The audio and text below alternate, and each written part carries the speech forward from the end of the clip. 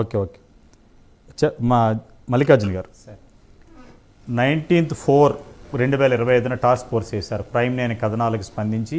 అది కూడా ఎందుకు వేశారంటే సబ్జెక్టు కరెక్షన్. చాలామంది విద్యార్థి సంఘ నాయకులు, కొంతమంది ప్రముఖ అడ్వకేట్లు మేము కోర్టులో ఫీల్ వేస్తాం, రేపొద్దున ఇంటర్మీడియట్ బోర్డు సెక్రటరీని పార్టీ చేస్తాం, విద్యాశాఖ మంత్రిని అలాగే ప్రిన్సిపల్ సెక్రటరీని పార్టీ చేస్తాం.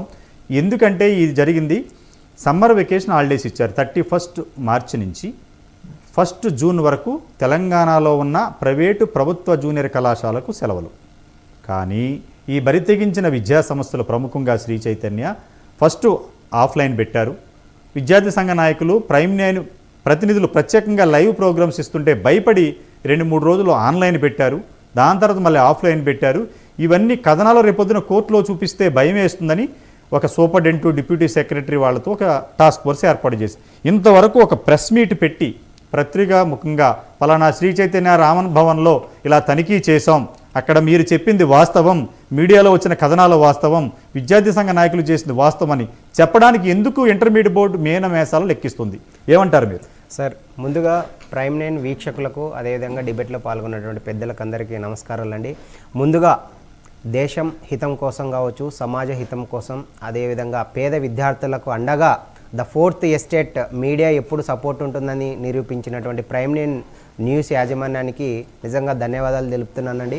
ఎందుకంటే నేను కూడా గతంలో ఒక విద్యార్థి నాయకులుగా ఉంటూ గతంలో సివిల్స్ ప్రిపేర్ అయ్యి మేము కూడా యూనివర్సిటీస్, కాలేజెస్లో ఎన్నో ఉద్యమాల ద్వారా పిల్లలకు స్కాలర్షిప్ల విషయంలో కావచ్చు, విద్యా సమస్యల విషయంలో కానీ మేము కూడా చాలా చేశాము. ఈరోజు ఇలాంటి మంచి యాజమాన్యం అంటే ప్రైమ్ 9 న్యూస్ తీసుకొని మిగతా యాజమాన్యాలు అవి ఏవైనా కావచ్చు, ప్రింట్ మీడియా కావచ్చు, ఎలక్ట్రానిక్ మీడియా కూడా పేద మధ్యతరగతి విద్యార్థుల కోసం, దేశం కోసం, సమాజ హితం కోసం కృషి చేయాలని మీడియా ముఖంగా తెలుపుతున్నాం. ముఖ్యంగా సార్ ప్రైమ్ 9 న్యూస్కు ధన్యవాదాలు ప్రత్యేకంగా. ఎందుకంటే గత 40 రోజుల నుంచి చూస్తున్నాను ప్రైమ్ 9 న్యూస్ వెంట అంటే కాలర్స్ ద్వారా కావచ్చు, లేదంటే పొలిటికల్ పార్టీస్ అంటే రాజకీయంగా ఎన్నికల ముందుకు కొట్లాడడం వేరు, ఎన్నికల్లోకి అధికారంలోకి వచ్చిన తర్వాత ప్రజల కోసం పనిచేయడం వేరు. ఎందుకంటే ఏ ప్రభుత్వం అధికారంలోకి వచ్చినా అంటే రాష్ట్ర ప్రభుత్వాలైనా కావచ్చు, దేశ ప్రభుత్వమైనా కావచ్చు, ప్రజల కోసమే, ప్రజల చేత ఎన్నుకోబడిన ప్రజాస్వామ్య దేశం కాబట్టి ప్రజా సంక్షేమ పరిపాలన నిర్ణయాల కోసం పనిచేస్తాయి. ముఖ్యంగా తెలంగాణలో టాస్క్ ఫోర్స్ ఏర్పాటు చేయడం కూడా శుభపరిణామం అని చెప్పొచ్చు. కానీ అది ఎంతవరకు వాస్తవ రూపం దాల్చుతుందో, దాంట్లో ఎగ్జిక్యూటివ్ కమిటీ మెంబర్స్ ఎక్స్క్లూజివ్గా వర్క్ చేసిన దాన్ని బట్టి అది ఏ విధంగా దిశానిర్దేశం బట్టి మనం చెప్పొచ్చు.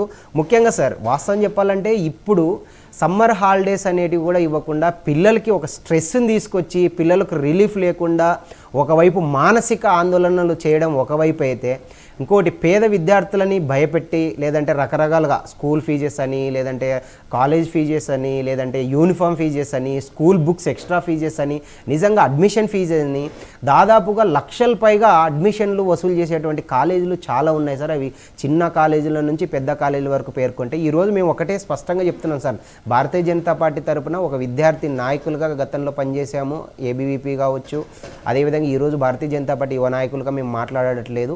ఈరోజు ఒక కామన్ మ్యాన్గా, ఒక మధ్యతరగతికి సంబంధించినటువంటి ఒక విద్యార్థిగా కూడా నేను దీని మీద మాట్లాడుతున్నాం.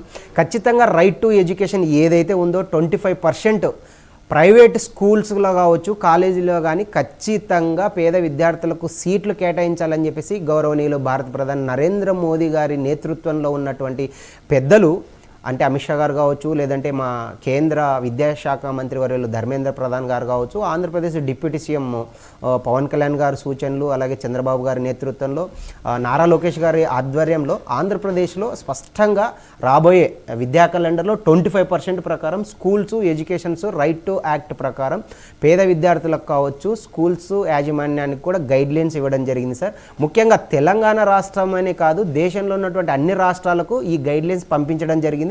ఖచ్చితంగా భారతీయ జనతా పార్టీ తరపున కావచ్చు, ఒక విద్యార్థి నాయకులుగా ఇలాంటి సమస్యల మీద మేము ఖచ్చితంగా స్పందిస్తాం.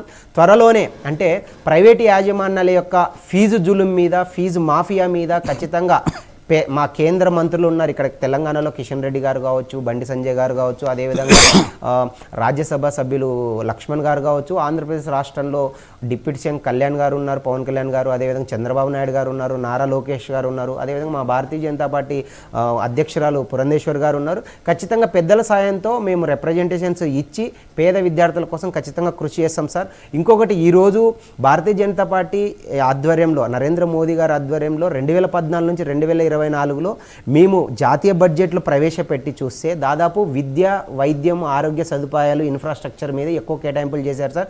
ఈరోజు ఎక్కడ చూసుకున్నా అంటే ఎస్సీ సోషల్ వెల్ఫేర్ హాస్టల్స్ కానీ, స్కూల్స్ కానీ, ఎస్టీ ట్రైబల్స్ కావచ్చు, బీసీ సోషల్ వెల్ఫేర్ అంటే మహాత్మా జ్యోతిబా పూలేకి సంబంధించి కావచ్చు, లేదంటే ఇంకా గురుకులాలు కావచ్చు, మోడల్ స్కూల్స్లో కావచ్చు, ఎక్కడ తీసుకున్నా కూడా, కేంద్రీయ విద్యాలయాలు తీసుకున్నా కూడా పేద మధ్యతరగతి విద్యార్థుల కోసమే ఈరోజు సబ్కా సాత్, సబ్కా వికాస్, సబ్కా విశ్వాస్, సబ్కా ప్రయాస్ అనే ఈ సిద్ధాంతం ఏదుందో ఏక్ భారత్ శ్రేష్ఠ భారత్లో భాగంగా దేశవ్యాప్తంగా అన్ని రకాల విద్యా వైద్య సదుపాయాలు ప్రస్తుత కేంద్ర ప్రభుత్వం కల్పిస్తుంది సార్. ఇంకొకటి, ఈరోజు జాతీయ విద్యా విధానంలో వస్తున్నటువంటి మార్పులను బేస్ చేసుకొని ఖచ్చితంగా ఇన్ఫ్రాస్ట్రక్చర్ ఏదైతే ఉందో ఇన్ఫ్రాస్ట్రక్చర్స్ను డెవలప్మెంట్ చేయడమే ఉదాహరణ సార్. మనం చూసుకుంటే ఆంధ్రప్రదేశ్ రాష్ట్రంలో గతంలో వైఎస్ఆర్సీపీ ఆధ్వర్యంలో ప్రభుత్వం ఏర్పడినప్పటికీ ప్రతి జిల్లాకు, అది తెలంగాణ కావచ్చు, అదేవిధంగా ఆంధ్రప్రదేశ్ కావచ్చు, దేశవ్యాప్తంగా ప్రతి జిల్లాకు ఒక మెడికల్ కాలేజ్, ఒక మెడికల్ హాస్పిటల్ ఉండే విధంగా ఈరోజు చర్యలు తీసుకుంటుంది కేంద్ర ప్రభుత్వం.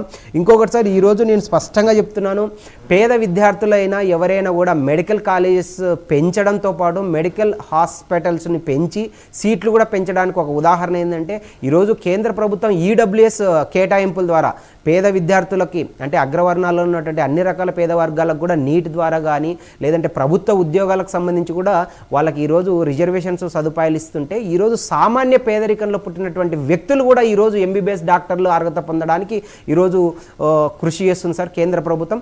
ఖచ్చితంగా రాబోయే రోజుల్లో కార్పొరేట్ మాఫియా ఏదైతే ఉందో ఖచ్చితంగా మేము ఇతర రాజకీయ పార్టీలు కావచ్చు, లేదంటే ఇతర స్టూడెంట్స్ ఆర్గనైజేషన్లతో కూడా మేము వాళ్ళతో సంప్రదింపులు జరిపి ఖచ్చితంగా మా పెద్దలకి ఈ విషయం తెలియజేస్తాం. ఖచ్చితంగా ఈరోజు గౌరవనీయులు నరేంద్ర మోదీ గారు అధికారంలో ఉంది భారతీయ జనతా పార్టీ. భారతీయ జనతా పార్టీ యొక్క లక్ష్యం ఎప్పుడైనా కూడా రాజకీయ ప్రయోజనాలు కాదు సార్, దేశం యొక్క ప్రయోజనాలు, ప్రజల యొక్క ప్రయోజనాలు. ఖచ్చితంగా ఈ ఫీజు మాఫియాని అరికడతాం. ఖచ్చితంగా అవసరమైతే ఈ తెలంగాణ టాస్క్ ఫోర్స్కు సంబంధించి కూడా మేము ఒక రిక్వెస్ట్ వాళ్ళని అడుగుతాం. ఖచ్చితంగా ఈ టాస్క్ ఫోర్స్ ద్వారా ఖచ్చితంగా కార్పొరేట్ స్కూల్స్, కాలేజెస్ యొక్క ఫీజుల మాఫియాని మీరు ఖచ్చితంగా అరికట్టాలి. ఎందుకంటే చాలామంది పేదవాళ్ళు ఫీజు కట్టలేక అర్ధంతరంగా చదువులు ఆపుతున్నారు సార్. అలాంటి డ్రాప్ అవుట్స్ కూడా తగ్గాలి. తగ్గినప్పుడే సమాజంలోకి యువత బయటికి వస్తారు. ఎందుకంటే నేటి బాలలే రేపటి పౌరులు అన్నట్టు ఈరోజు చదువుకునే అవకాశం మనకు ఫండమెంటల్ రైట్ సార్.